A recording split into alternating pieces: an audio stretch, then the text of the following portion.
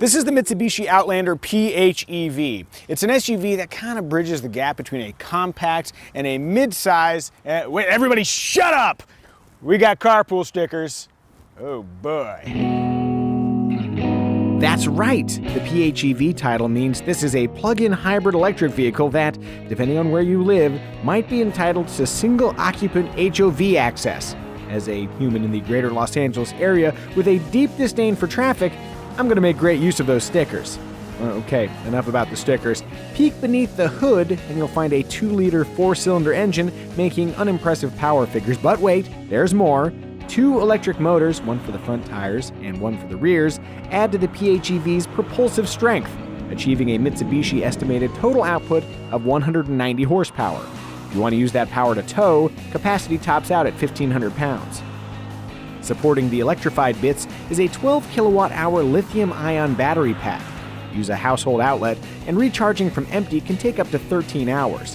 However, that time drops to 3.5 hours with a 240-volt charger and only 25 minutes for an 80% charge using the Outlander's standard DC fast charging abilities, assuming you have access to a DC fast charger. They are often elusive beasts.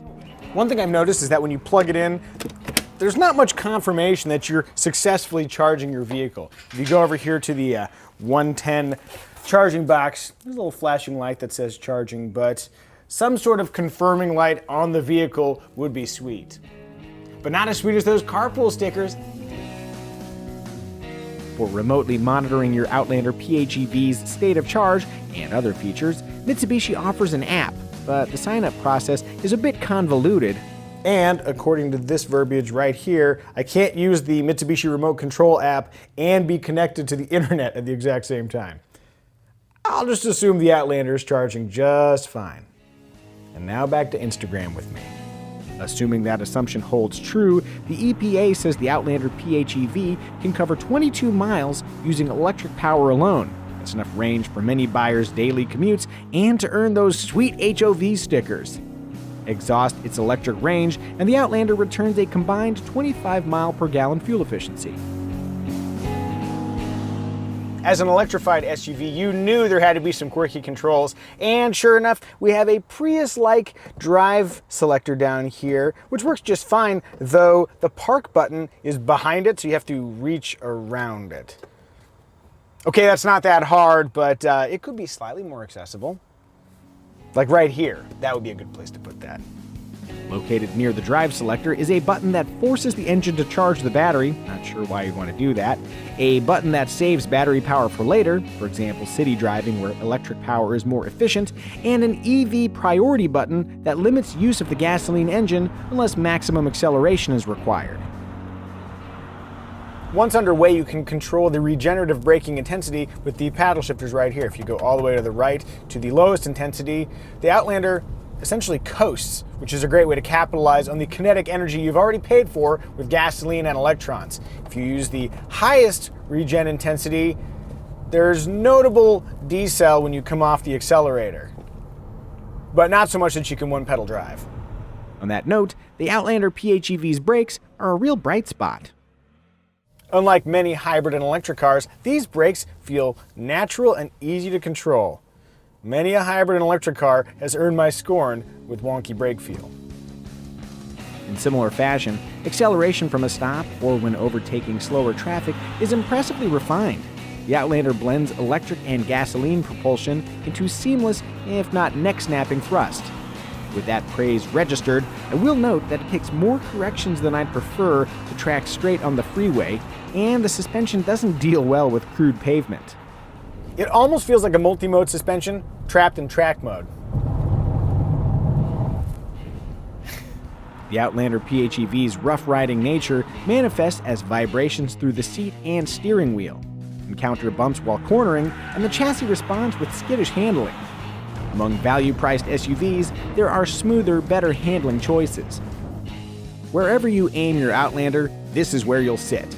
Overall, the understated cabin is a functional space offering generous room for passengers, good outward visibility, and plenty of soft materials. Quick complaints include this tiny center console storage, a dearth of convenient places to stow one's phone when connected to the front USB port, and non-extending sun visors. I do need to mention that you cannot get adjustable lumbar support in your Outlander PHEV. Normally, I would employ my inflatable lumbar pillow to address this shortcoming, but in this case, static lumbar support is actually pretty good. It's a supportive enough seat that front seat occupants will stay comfortable. You get a pass, Outlander, but just barely. In the second row, the seats do not slide, but I've got plenty of space for my knees and feet anyhow. The seat backs do recline though, to a very comfortable level. If I move one position to the right, the seat back is firm, but headroom is great. And even though it's not perfectly flat, there's a little spot to put my feet down here. So yeah, I could hang there for a little bit. Move one more position to the right. We've got an armrest, cup holders, vents, which are standard, and a USB port to keep my phone charged. It's not a bad place to hang. Unlike non-electrified Mitsubishi Outlanders, the plug-in hybrid does not come with a third row of seats because, you got to stick the battery somewhere. Downside, you might need to leave your neighbor's kids at the soccer field. Upside, cargo behind the second row is a solid 30.4 cubic feet. The cargo hold is accessed through a standard power tailgate. For large loads, the 60/40 rear seats fold, though if you want them properly flat, you'll need to flip forward the seat bottoms and headrests. Handling infotainment duty is a 7-inch display with, let's say, an old school vibe.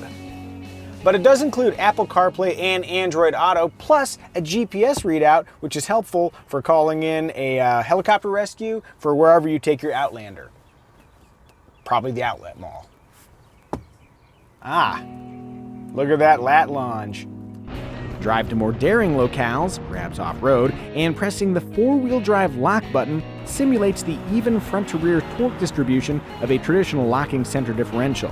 If you actually take your hybrid SUV off-roading, please send me a picture on Instagram. In simplest and cheapest form, the Outlander PHEV SEL trim includes dual-zone climate control, smart key access with push-button start, 7 airbags including a driver's knee airbag, heated front seats, and blind spot warning, all for a sub-$37,000 MSRP, including destination charges. Boosting the PHEV's value proposition are nearly $6,000 in federal tax credits, a transferable 5-year 60,000-mile basic warranty, and a 10-year 100,000-mile powertrain warranty that also covers the battery. Right now you're probably thinking, Micah, but what about advanced safety assist technologies like lane keeping assist, forward collision warning, and adaptive cruise control? Those features are all available, but you have to upgrade to the $5,700 pricier GT trim, which also adds a sunroof, Rockford Fosgate premium audio, a 360-degree camera system, and LED lighting to the mix. Where competitors are concerned, at the moment, there are few. You can nab an efficient Toyota RAV4 hybrid, but that's not a plug-in. The Subaru Crosstrek is available as a plug-in hybrid, but with less range and a much smaller interior than the Outlander PHEV. The Kia Niro plug-in hybrid delivers a superior 26-mile electric range for much less money, but again, it's much cozier than the Outlander. Depending on when you're watching this, the Ford Escape plug-in hybrid and others might have also joined the competitive set. Of course, ditch the plug-in hybrid requirement, and there is a veritable cornucopia of compact and not quite mid-sized SUVs to choose from. But if you want a spacious interior, all-wheel drive traction, pure electric commutes, and you want all of that encapsulated in a reasonably attractive SUV shell, the Mitsubishi Outlander PHEV fits the bill. And hey, did you know you can get carpool stickers for it?